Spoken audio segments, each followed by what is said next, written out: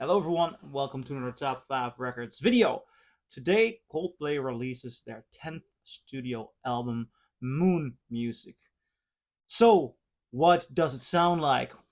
Well, before I get into the review of the album itself, I think Coldplay is the kind of band for any reviewer, you gotta be open where do you stand. Because Coldplay is so, for a couple of years, they have been so all around.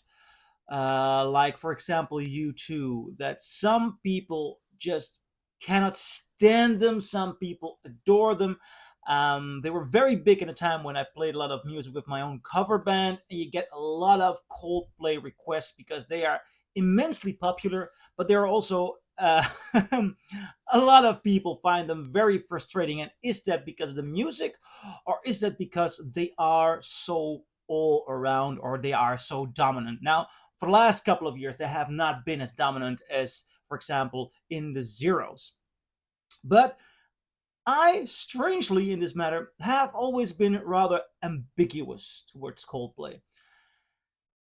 Back in the days when they were very popular, I did not put on their music. I did play their songs. People requested them. I like to play Viva La Vida, or no, yeah, of I hear Jerusalem bells are singing Roman Catholic choir.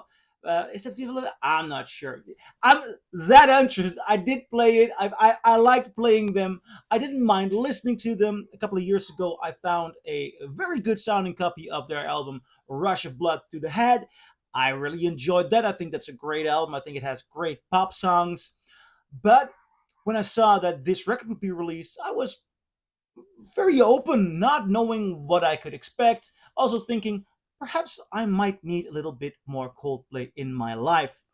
And that sentence, perhaps I need a little bit more Coldplay in my life, was actually what I kept thinking during the opening track to MUSiC, which is also the title track called MUSiC.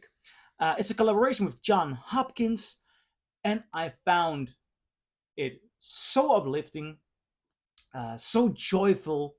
I noticed that I have got a lot of stress in my life going on, and this was just the antidote. I thought, oh God, it might be not the most brilliant, it might be not the most intelligent song, but I really lean towards it. Then you get the second song.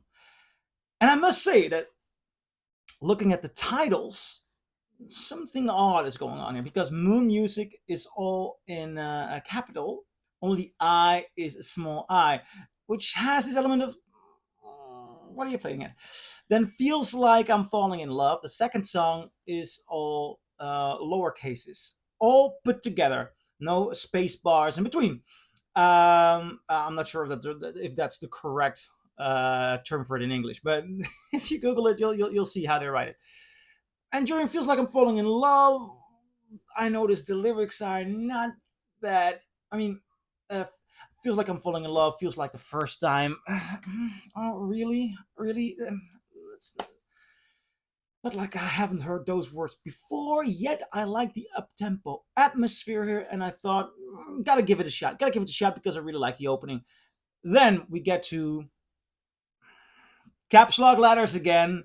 We pray with Little Simz, Burna Boy, Aliana, and Teeny. Don't know who Teeny is. My bad, by the way, because I could pay a closer watch on pop music. But this just doesn't work.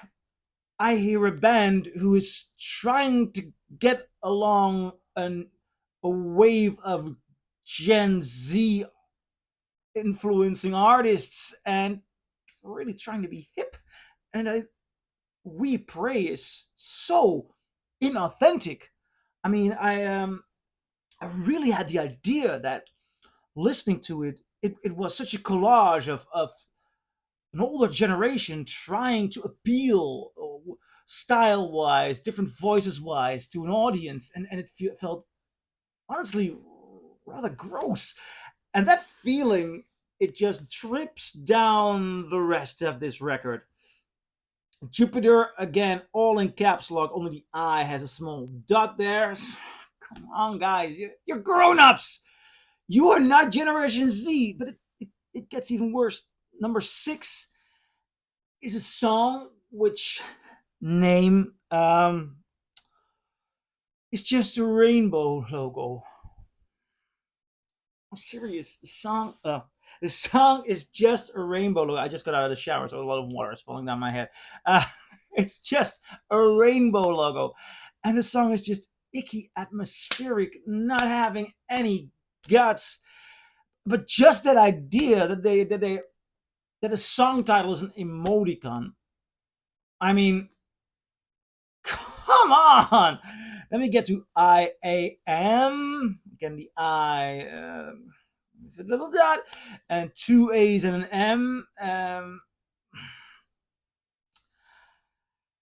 This is just not working. At the point of number 8, Eterna, we're getting in so much pretension, an attempt of an, I hate to say it, older generation of musicians. I mean, let's say they're a millennial generation, old millennial generation, just so horribly trying to appeal to a young audience.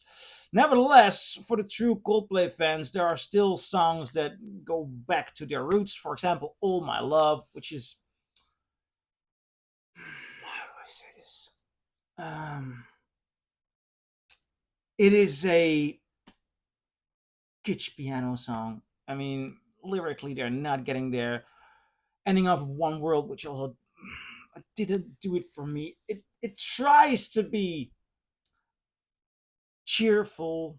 It has atmospheres here that just remind me of bad Instagram posts of people trying to sell a house or a scenery, trying to make it look frivolous or trying to make it look appealing or dreamlike quality. Hashtag living the life, and that that bad Gen Z social media pretension is dripping all over this record. So it started so good, and I really wanted to enjoy this. But oh my god, Coldplay is losing it along the way. It's so inauthentic that no, I do not need more Coldplay in my life. I might give an album like Parachute a go. I'll definitely do that. I'm gonna focus on their bigger albums. This one, Moon Music. Oh no, no, no, no, not for me. And I'm curious, what do you think? Do you agree? Do you disagree? Leave a comment below, and I'll see you in my next video. Bye.